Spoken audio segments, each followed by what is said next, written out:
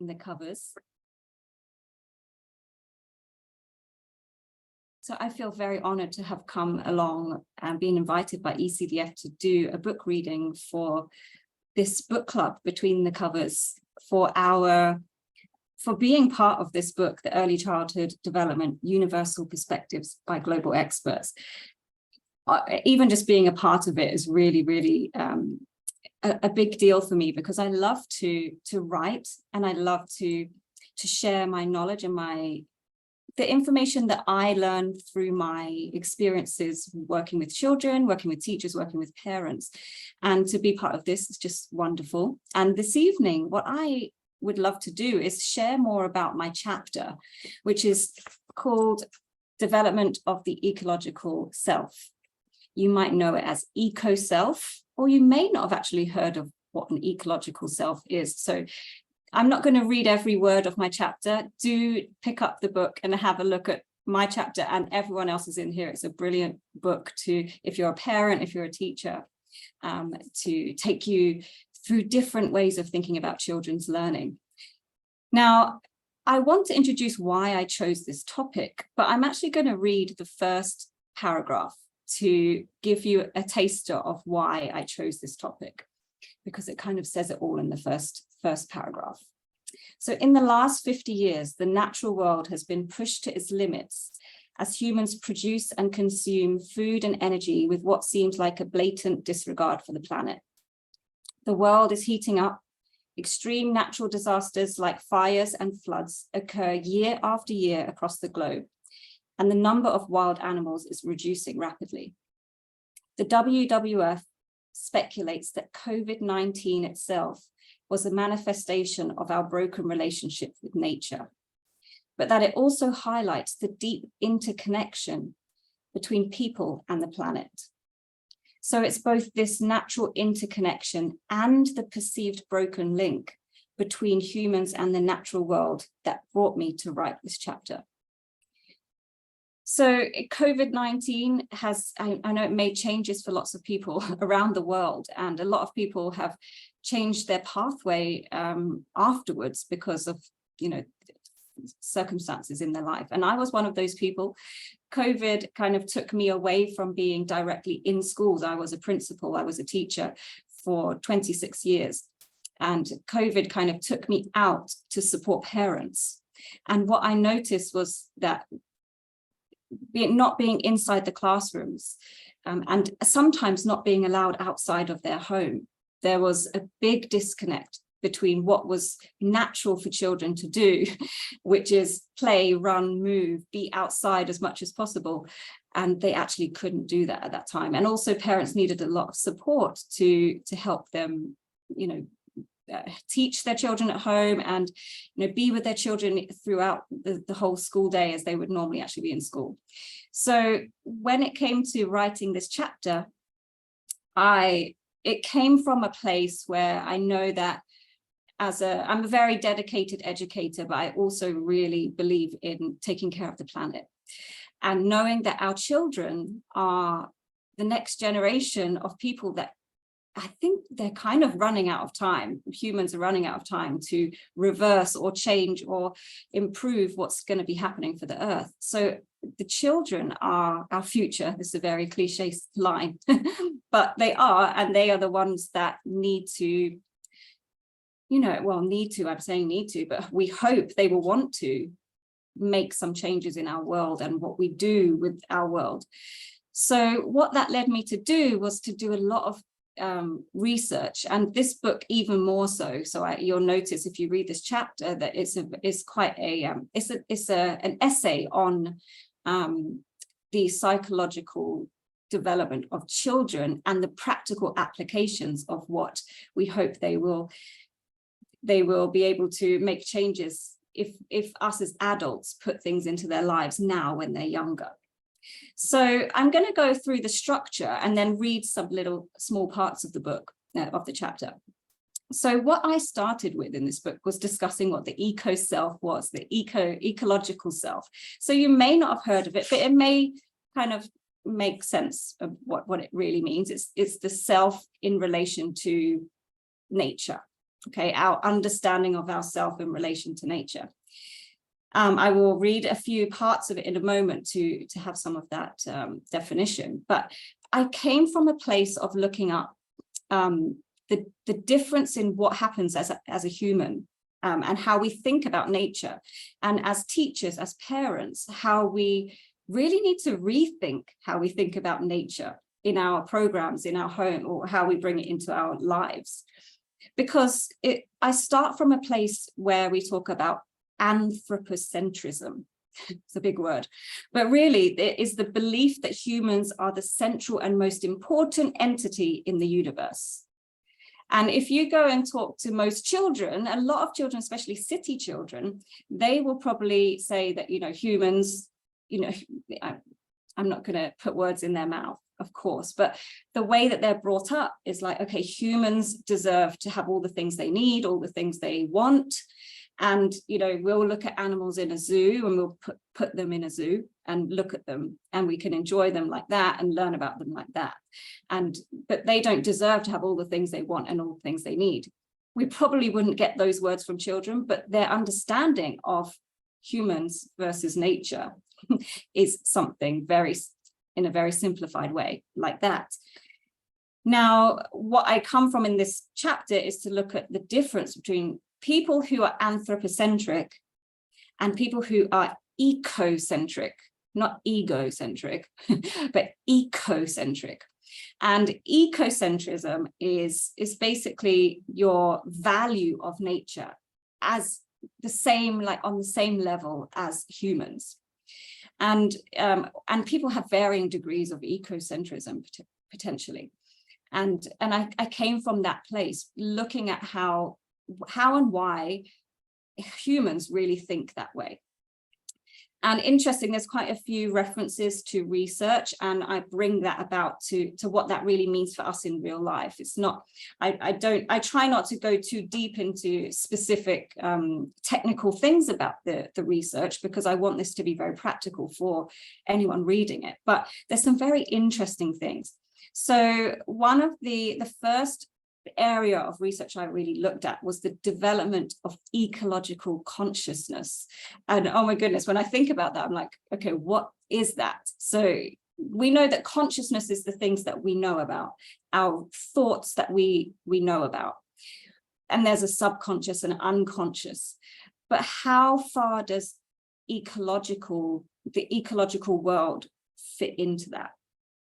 So this is basically our awareness. If, consciousness means awareness, and ecological consciousness is the awareness of our existence as biological beings. And why this is important is because if we see ourselves as biological beings, we see ourselves on the same as a tree, as the same as an elephant, the same as the ocean, the same as a fish. And we see ourselves that same way. We don't put ourselves higher. We don't put ourselves as superior. We don't put anything as inferior, because we're a biological being, just like all of those other things. And when I think about when we teach children, we rarely, and obviously you may have different experiences, but a lot of the time in schools and in kindergarten, especially with young children, we're not going to be going really deep into biology, but we don't always make that connection. We don't always make the connection for children that they are just like that frog, the life cycle of the frog that we always teach, the life cycle of the butterfly.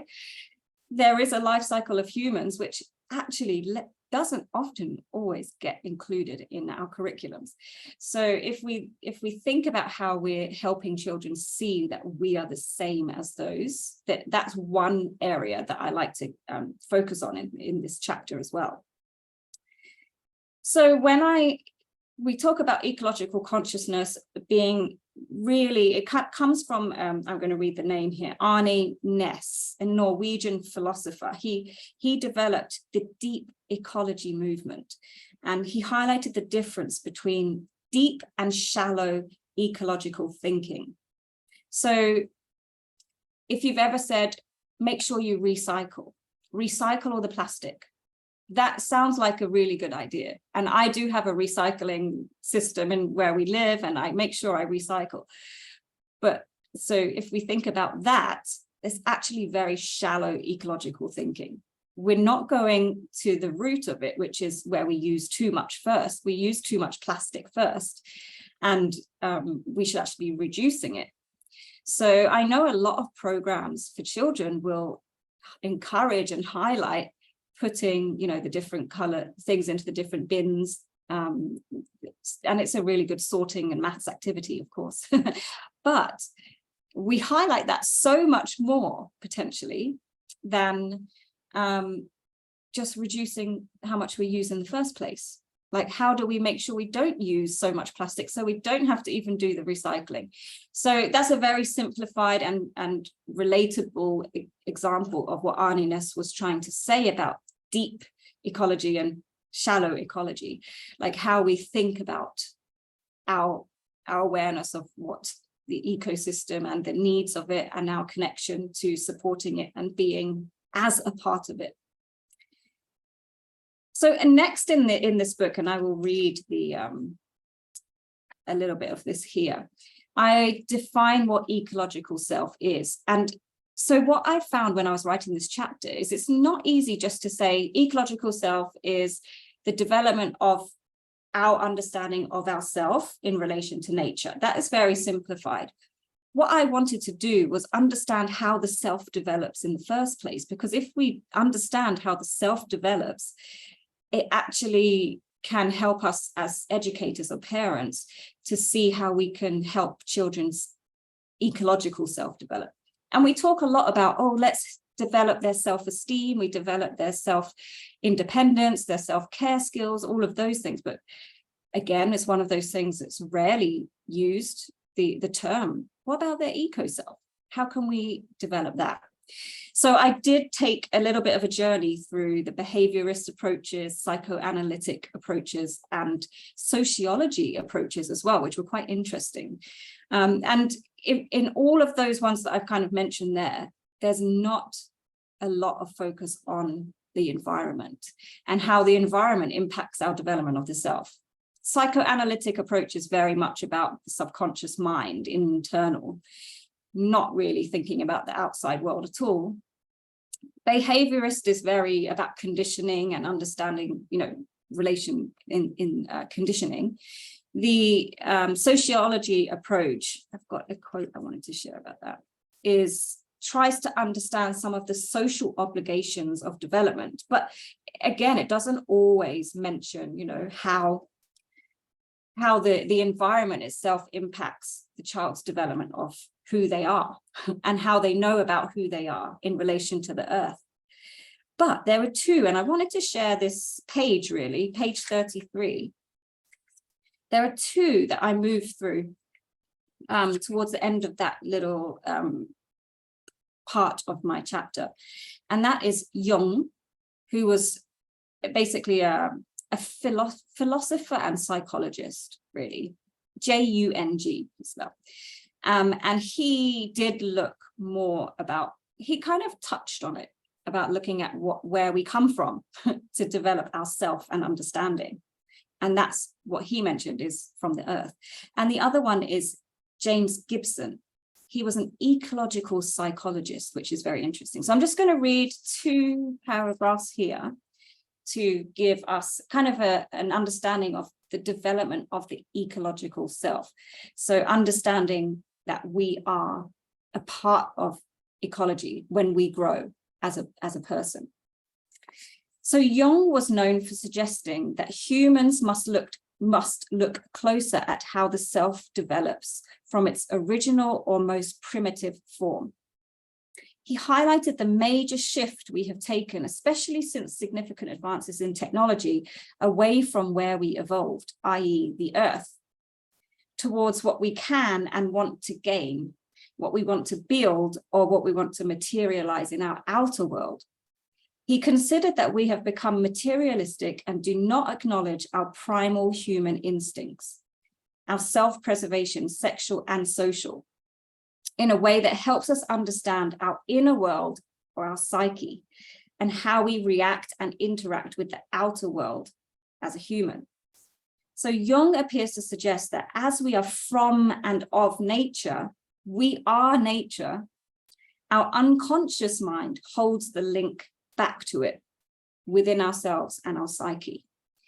When I was writing this part of the book, I was thinking, there is something in that where we look at psychology and we think about the subconscious, the unconscious, how we support development of the self through experiences and kind of being immersed in experiences, which could be relationships with people, it could be motor skills, being able to climb and run and move, it could be mathematical skills, but we don't talk about it in the same way for developing this connection to and with nature.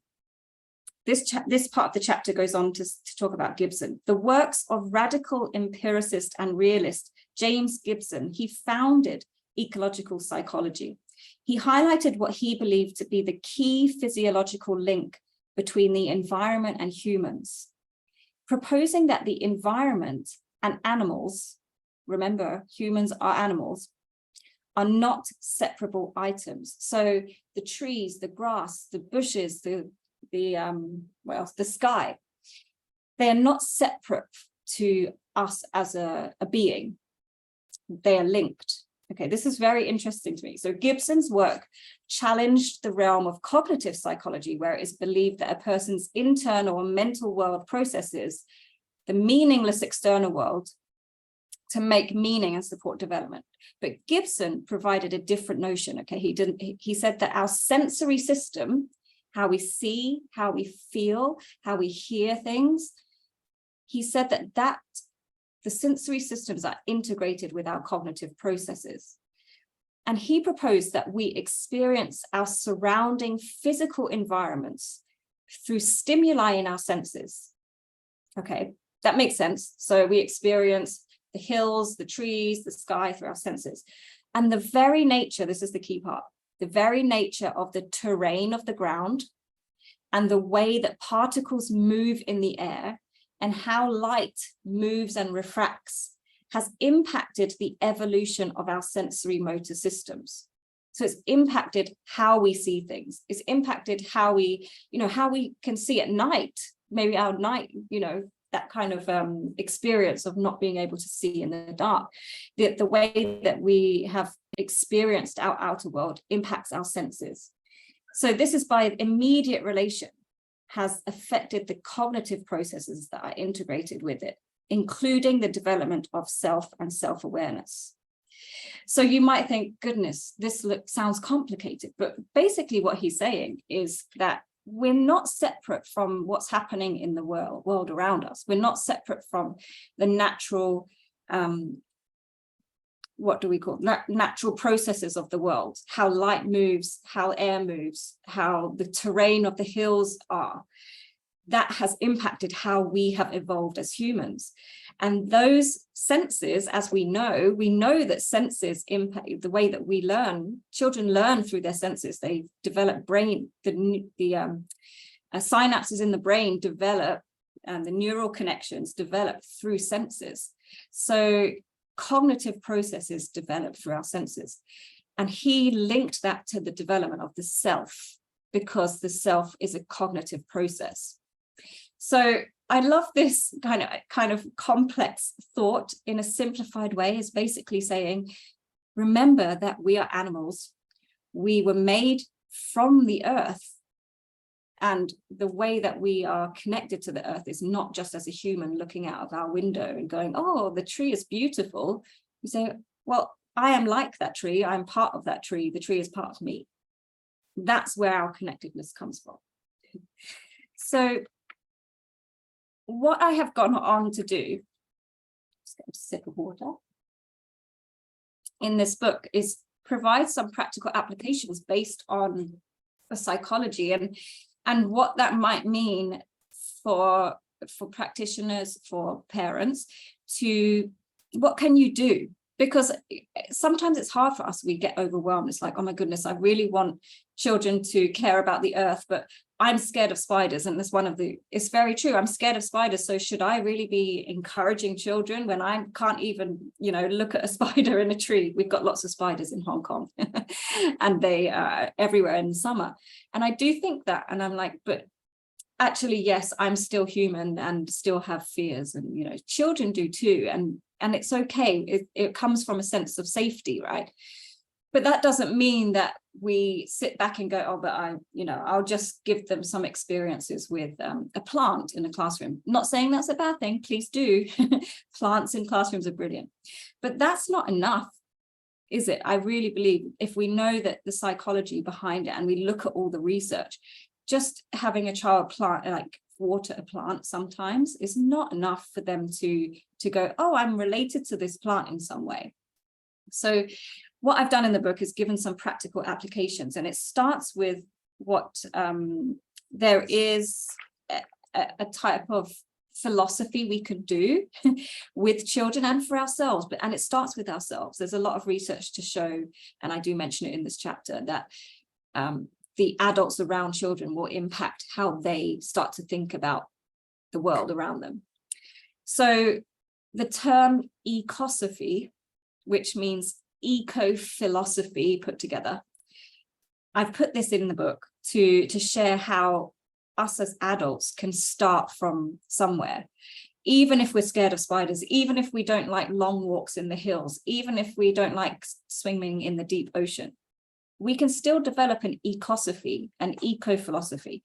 So what I've put into the book, so do have a look, is some philosophical questions that you can ask yourself, because I think sometimes we don't do that enough. I love philosophy, and some people are not interested in that. But if we do take a moment to, I know we're busy or we have stress, and but sometimes philosophical thinking can ease stress. Maybe could go the other way sometimes, but I think if we give ourselves some time, especially if we are responsible for helping children learn, educators, parents, we do have a responsibility to think, how can I help them learn about their connection to the world so they care about it enough to take care of it and change things as they grow older. So some philosophical questions, I will read them out what I put in here. So things to ask yourself first. Okay, so if you're thinking, how do I start? Just ask yourself these questions and think about the answers. So the first question, does the future we can expect on Earth look like the future I want for my child's and their children's health and happiness? Before we even have children, that's a really good question to ask.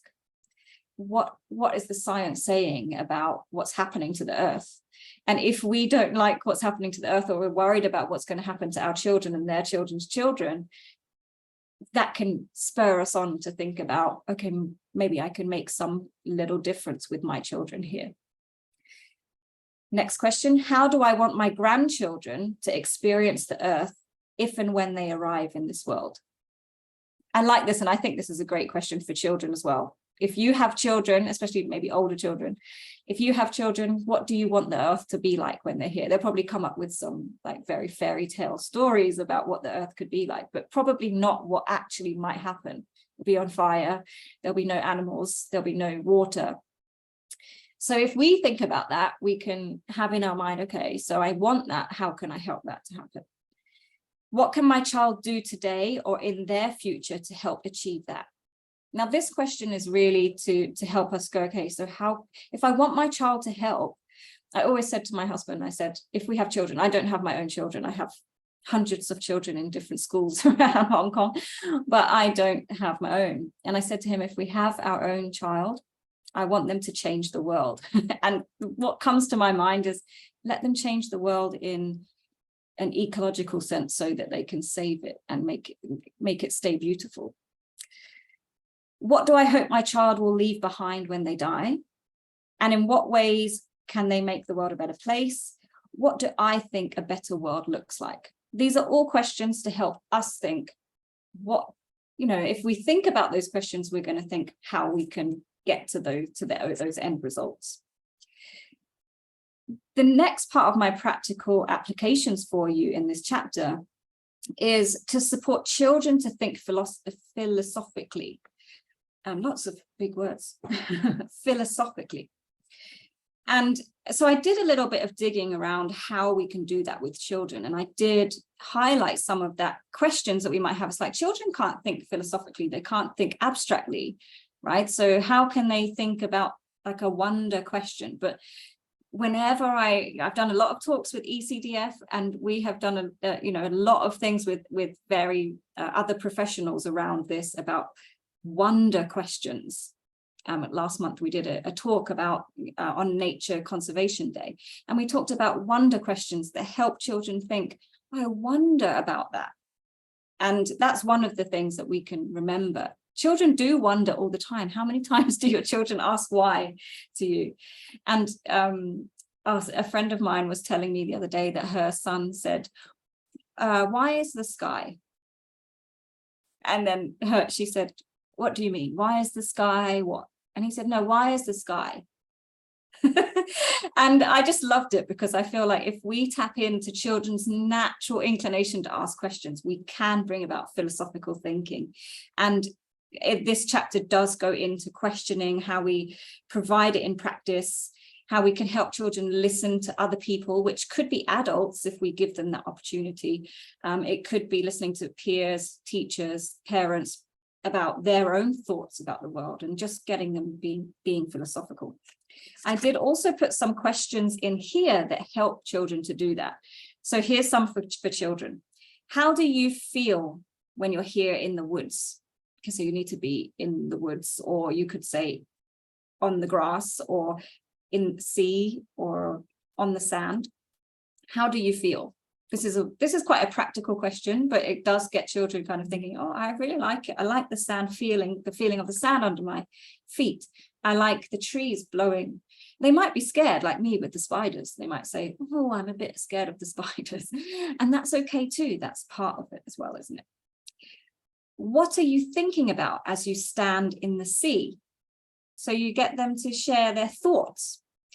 What can you hear? These are very concrete questions that they can listen. They can listen and hear. Okay, I can hear the waves crashing. I can hear the wind blowing. I can hear birds tweeting. Letting them experience what it is, what's happening with their senses. What can you feel? I love this one. If this tree could talk to you, what do you think it would say? I would love to see the answers that come up with for that one. And how do you think this plant feels growing here next to the road? I chose that question. I made that question because to remind us that we don't have to be in the woods or in the sea or on the sand to be in nature. We can just be looking at a plant on the side of the road safely, obviously. What would be something you would like to tell the grass under your feet? And you might say, goodness, I think my children would find that hard. But the more you ask children these types of questions and model the answers that you would answer, the more they'll be able to answer. And the more they will think, and the more you will hear, and the more us as practitioners and parents can, build that connection even deeper with hearing their answers and going, okay, what can I do to extend that understanding or extend the connection, the link for themselves? Like talking about how a plant feels, we talk about how we feel. We have feelings. A plant does have feelings. It can feel things. It can feel whether it's got enough water to grow. It can feel the light. It can, it gets energy from things, and it has those types of feelings. Same with animals. And we link that to how we feel about things and show that we are the same. And, the other things that we can do that I've also included in this book is sensory nature engagements. So from birth, though. And there are some curriculums around the world that encourage babies to be outside for most of the time, including their nap time, which even during snowing days, and that building that connection to, yeah, this is where I am. This is my home. My home is not just in a brick wall. My home is the earth. I can be here. I can be safe here. I can enjoy it here. I can learn about how to be safe here. unfortunately, in Hong Kong, a lot of the time, unless you're in the countryside where there's quite a lot of, well, not that you won't find a lot of grass, but you find lots of hills and beaches and things like that, and the ocean. But if you're in the city, there's really, you know, that the chances and the places to be immersed in it sensorily, that's a word, sensorily immersed in nature, you do have to make that effort, even though you can find nature everywhere, but really making the effort and making sure that even our youngest children experience immersion to really feel it, get their senses involved. Go back to that, what we were saying just now about how all of our senses have evolved from the earth. So let's nurture them by giving them back to the earth. Just as I end, I just wanted to read the last part of this chapter. It's kind of towards the end, the final conclusion. So neuroscience, psychology, and philosophy allude to the importance of building a true connection with and to nature. It's a really important part, with and to nature, not just connecting with it, but to it and for it, for our own health, physical and mental, and the earth's health too. Ongoing and regular immersion of children with, as, and of nature, along with deep philosophical thought and the development of critical thinking skills from the earliest years, are essential to developing a strong eco-self and for true ecological intent, meaning not just to know that, oh, I like nature. It's like, I care about it as part of my being. So I'm going to put all my intentions to make it okay and save it and care for it. Therefore, a family ecosophy of nature immersion from birth, so your philosophy to immerse your child in nature from birth, would be highly beneficial to raising truly ecologically conscious individuals, and ones that identify themselves as a part of nature in their eco-self image and their eco-self concept. So when they see themselves as part of nature. The vastness, the serenity, and the pureness of the natural world is alluring in itself. And in fact, we are the ones that will miss out now and in the future unless we mend our ways of living. I highly recommend picking up this book to come and read the whole chapter, and everyone else is in there. And I just want to say thank you very much for hosting me, ECDF, to share about this and to talk more about why I developed this chapter and how much I enjoyed doing it as well, and sharing it with you today. So thank you very much, everyone. Have a lovely evening. Bye.